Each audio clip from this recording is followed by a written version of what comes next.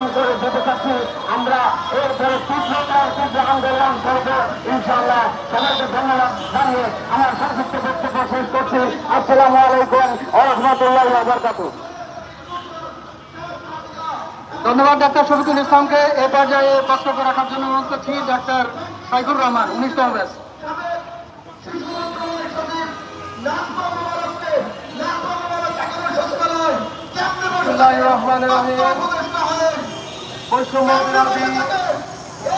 ডাক্তারদের আজকের এই প্রোগ্রামে উপস্থিত চিকিৎসক এবং ছাত্রছাত্রী ভাই বোনেরা এবং সাংবাদিক ভাই বোনেরা, সালাম নেবেন, আসসালামু আলাইকুম। আপনারা জানেন আমরা অনেক আন্দোলন সংগ্রাম করে রক্তের বিনিময়ে আমরা আমাদের অধিকার প্রতিষ্ঠা করেছিলাম হিসেবে সেখানে কংগ্রেস ডাক্তারদের সুবিধা বন্ধ করেছিলাম। কিন্তু একদল এই হোমিওপ্যাথি বিরোধী আওয়ামী দুঃশাসনের স্বৈরাচারের সহযোগীরা তারা এখানে আবার সেই পুরনো থেকে ফিরে যাওয়ার চেষ্টা করছে। হোমিওপ্যাথি আন্দোলন দিয়েছে ডাক্তারদের সাথে যাওয়ার পক্ষে তারা প্রতিরোধ চেষ্টা করছে।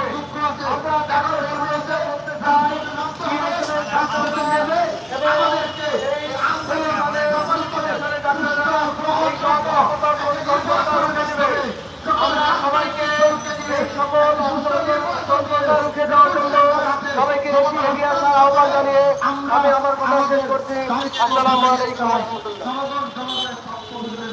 ভালো থাকুন, সুস্থ থাকুন। জনতার অধিকার পার্টির পক্ষ থেকে ধন্যবাদ জানাই।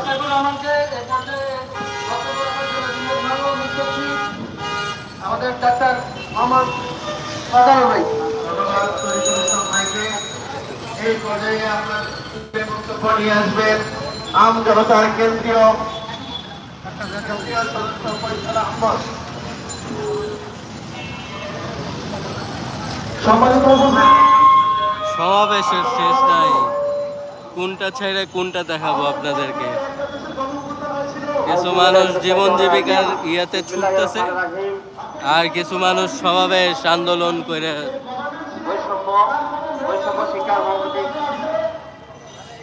চিকিৎসক ও স্বাস্থ্যবিদ কর্তৃক আয়োজিত বিএসসির মাধ্যমে চাকরি নিয়োগ এবং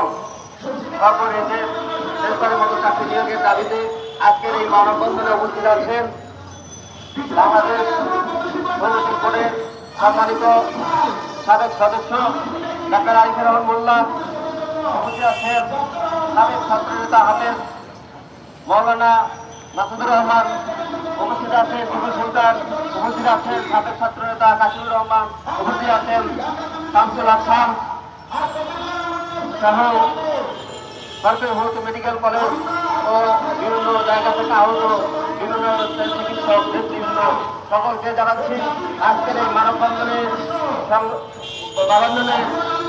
সংগ্রামের শুভেচ্ছা অভিনন্দন। আপনারা জানেন যে দীর্ঘ 17 বছর ধরে বিভিন্ন সেক্টরের মতো হোমিওপ্যাথিক সেক্টরও অবহেলায় অবহেলিত, বঞ্চিত, নির্যাতিত, নিপীড়িত আছে। গত সরকার যতগুলোই নিয়ম দেওয়ার চেষ্টা করেছেন আর দিয়েছেন, সেখানে বরাবরের মতো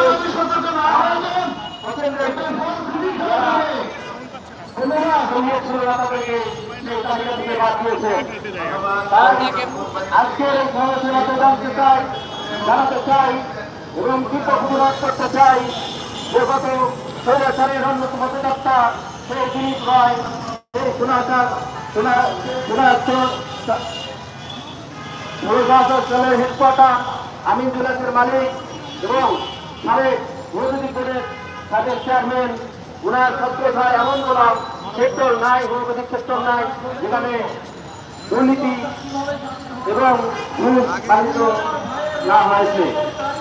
তাই আজকে আপনারা জানেন একটু আগে ওই সময় নাম দিয়ে কিছু সংখ্যক আওয়ামী লীগের প্রেতাত্মা যারা দীর্ঘদিন সেই দুর্নীতিবাদ এবং সঙ্গে তাদের পা চেটে বেড়াইতো, তাই আজকে আবার 5 তারিখের পরে নর্থবেঙ্গলের শিকার হয়ে শাস্তি এসেছে। কিন্তু তাদেরকে এবং তাদের জানাতে চাই আপনারা যারা এখানে আপনাদের দাবি দেওয়ার কথা